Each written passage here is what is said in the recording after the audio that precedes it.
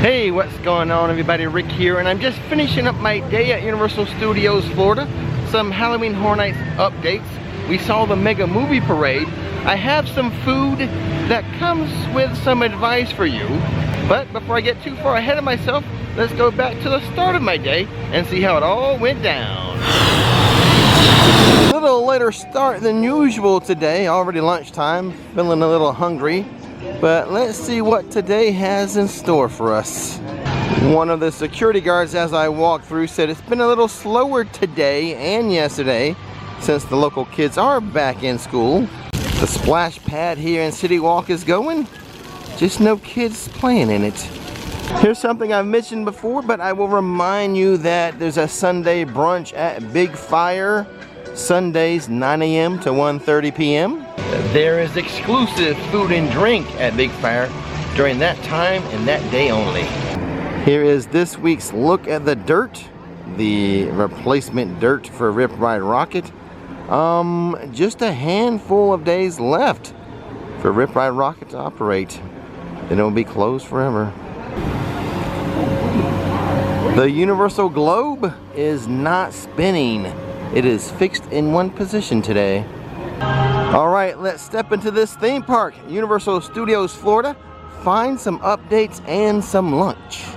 So this rigging here, right next to the turnstiles, if you will, is new since the last time we were here. A little further down, a second rigging. This one has some theming here, theming there, down low too. And then this little platform here, probably a little small stage, but this is also a little further down. They have like a couple of these as well. Here on Hollywood Boulevard, this prop here, we've seen the prop before. Just look like they've added some twigs and vines to it since the last time I showed it. I am hungry, very hungry, but that has to wait as there is a lot of new merchandise inside of the Five and Dime.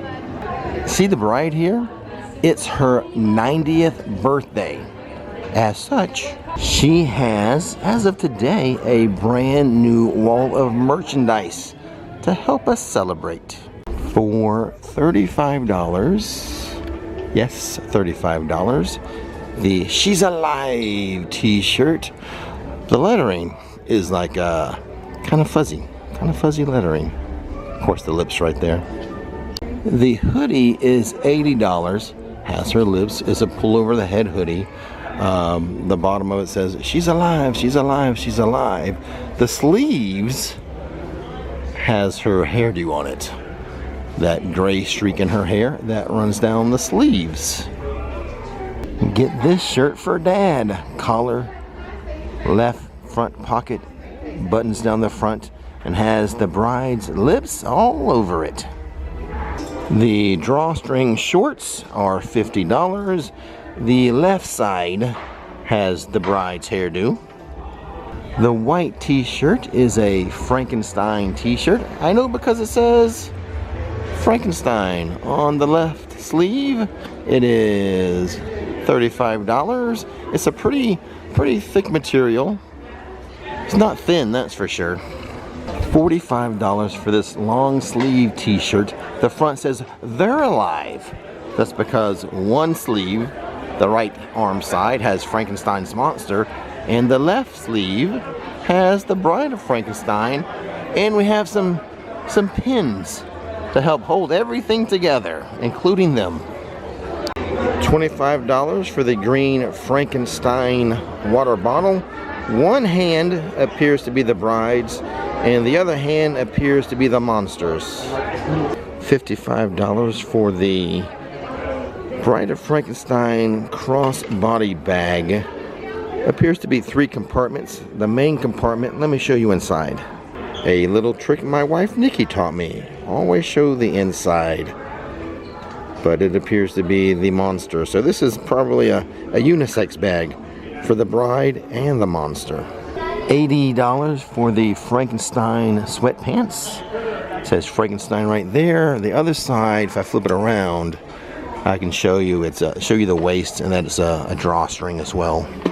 A Bride of Frankenstein bathrobe, or just like maybe a nighttime robe. I'll show you the back.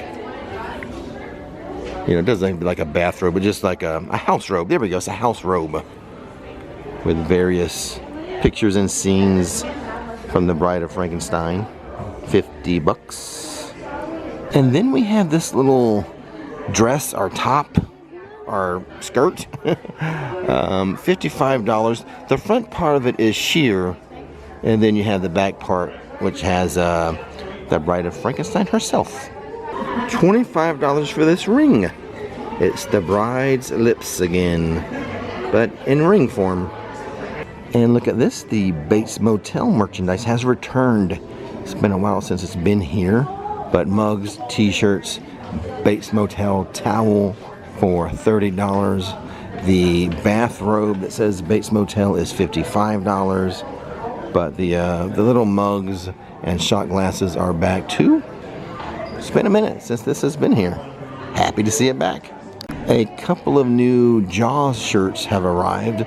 The Amity Island Lifeguard, that's $45, and the Jaws t-shirt here is $49. Now, something you may have seen online regarding Hello Kitty merchandise.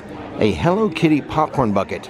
Unfortunately, that has sold out. I think a lot of Disney resale people were here the other day, grabbing up all of the Hello Kitty popcorn buckets.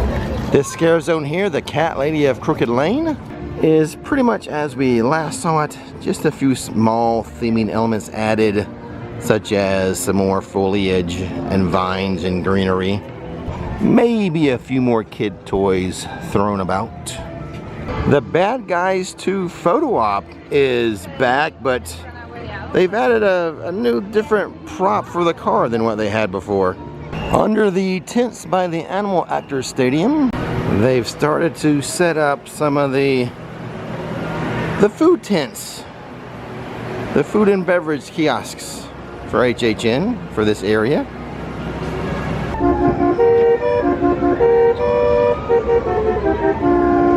Means no one's in line for Bumblebee Man tacos. Let's get that for lunch. Look at this, the Carnitas tacos for $12.49. Roasted pork shoulder, served in soft flour tortillas with onions and cilantro. All right, I'm all done with my tacos. I would call that more of a snack versus calling it a lunch. Normally I go with the carne asada. Went with the pork this time. The pork was tender, just not a lot of flavor.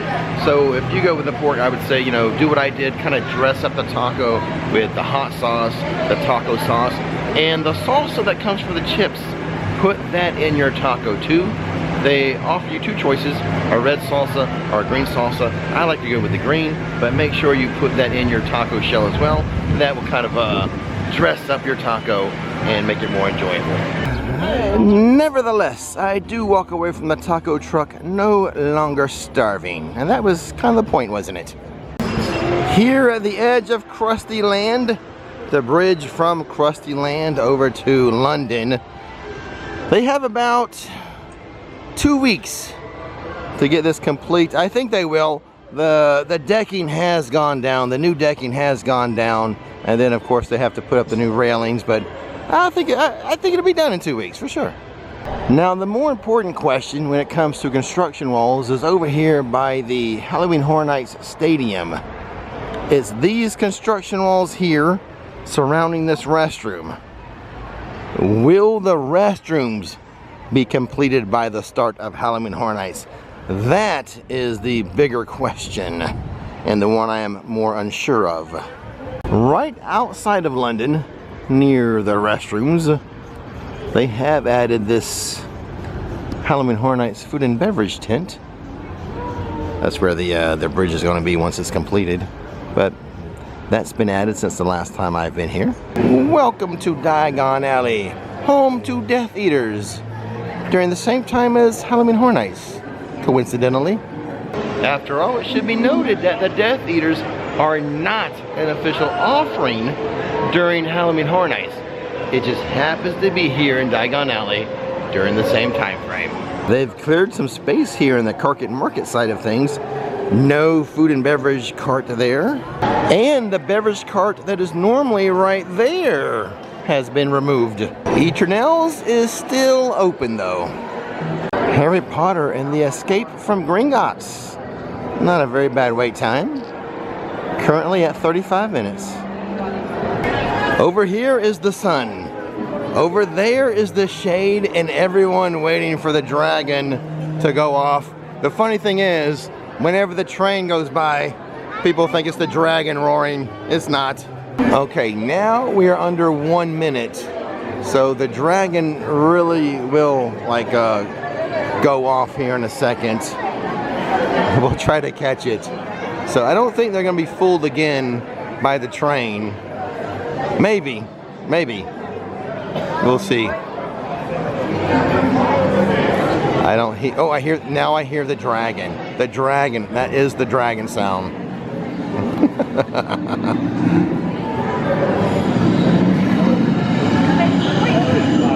That's the sound of a dragon grumbling. And there's the train. We had both at the same time.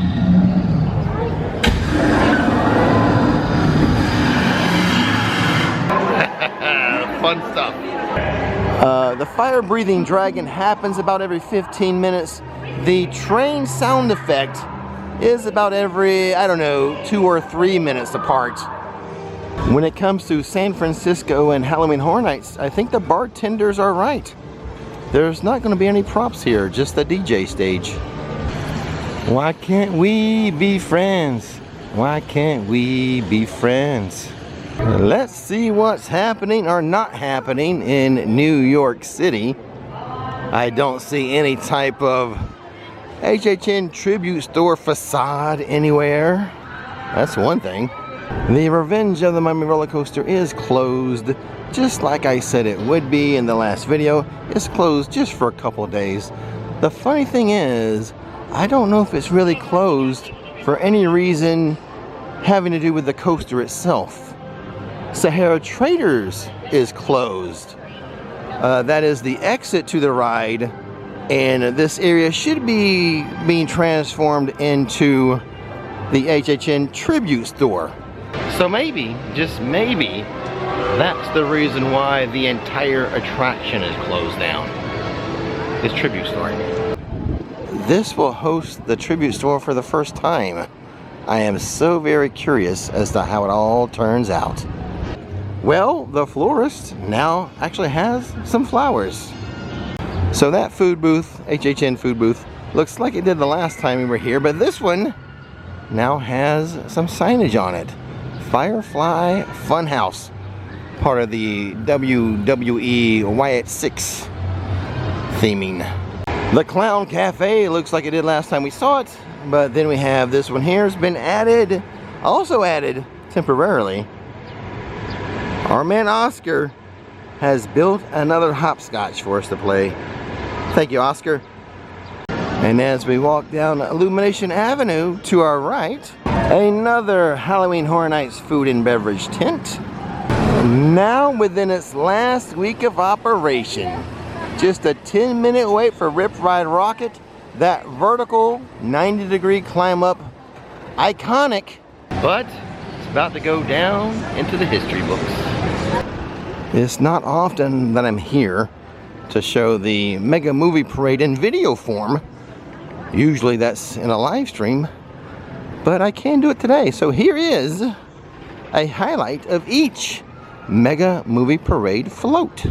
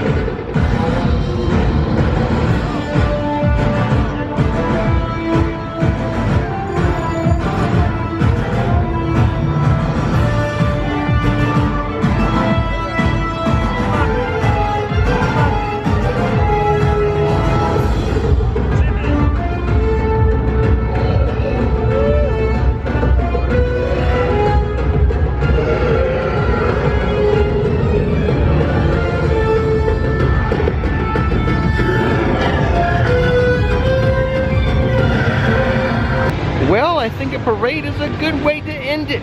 Don't miss the magic, don't miss the fun, and watch this next.